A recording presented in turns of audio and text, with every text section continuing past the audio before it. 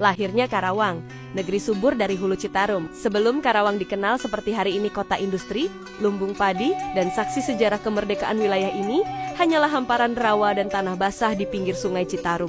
Tapi dari tanah berlumpur itu, tumbuh peradaban, lahir kisah, lahir kehidupan, dan akhirnya, lahirlah Karawang. Asal mula tanah subur. Zaman dahulu kala, wilayah Karawang adalah bagian dari daerah yang disebut sebagai Karawaan. Tempat rawa dan air menjadi bagian dari kehidupan. Orang-orang datang karena tanahnya yang gemuk. Mereka membuka ladang, menanam padi, dan membuat pemukiman kecil di sepanjang aliran sungai besar. Sungai Citarum bukan hanya sumber air, tapi juga urat nadi kehidupan. Dari sinilah pengaruh kerajaan besar menyebar ke tanah ini. Kerajaan-kerajaan besar, tapak awal Karawang.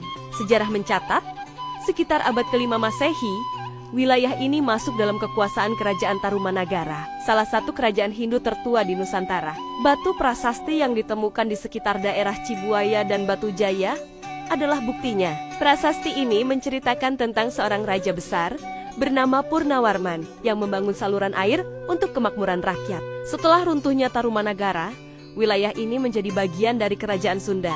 Pada masa itu, Karawang dikenal sebagai daerah pertanian penting. Bahkan konon, sebagian besar pasokan beras untuk kerajaan berasal dari tanah ini. Masuknya Islam dan perubahan zaman. Sekitar abad ke-15, angin baru berhembus ke tanah Karawang. Para saudagar dan ulama dari Cirebon dan Demak mulai berdagang dan menyebarkan agama Islam. Perlahan tapi pasti, Karawang mulai berubah. Tempat-tempat ibadah bermunculan. Tradisi-tradisi baru lahir tanpa menghapus budaya lama. Di desa-desa kecil seperti Lemahabang, Batu Jaya, dan Teluk Jambek, masyarakat hidup berdampingan antara tradisi Sunda dan ajaran Islam. Inilah kekayaan Karawang yang sesungguhnya, keberagaman dalam kesatuan. Masa penjajahan, Karawang diperhitungkan. Ketika Belanda datang, Karawang sudah dikenal luas sebagai tanah subur.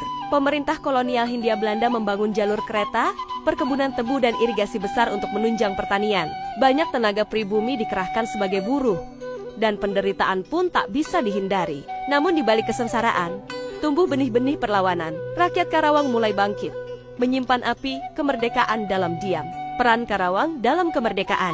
1 hari sebelum proklamasi kemerdekaan, pada 16 Agustus tahun 1945, sekelompok pemuda dari Karawang dan Jakarta menculik Soekarno dan Hatta ke rumah seorang pejuang di Rengas Dengklok. Mereka mendesak agar kemerdekaan segera diproklamasikan sebelum penjajah kembali berkuasa. Karawang pun menjadi bagian dari sejarah emas Indonesia, bukan hanya sebagai penonton, tapi sebagai panggung perjuangan itu sendiri. Karawang hari ini. Kini, Karawang adalah tanah yang berbeda. Ia tumbuh sebagai pusat industri,